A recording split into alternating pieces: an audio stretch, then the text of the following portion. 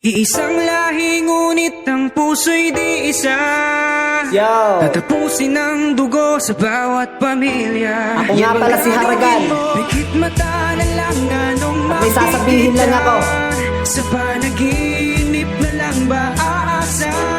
Yo! Pilipinas gising Gumising ka na iho, wag ka magtulog-tulogan. Grabe na ang nangyayari, wag ka magbulag-bulagan. Sa kaliwat sa kanan, sobrang daming biktima. Marami na ang namatay, pero wala kang nagawa. Pag mahirap nagkasala, rekta na agad kulong. Pagka mayaman nagkasala, ang dami niyong rason. Sobrang daming magnanakaw ngayon sa ating panahon. Yung iba walang makain, yung iba nakabarong. Kaya gising Pilipinas, wag mo sana tong hayaan na ikay gamit-gamitin para pansarili lamang. Di mo ba napapansin, ang dami na sa'yong humawak, pero di ka pa naayos, mas lalo lang nagkalaman.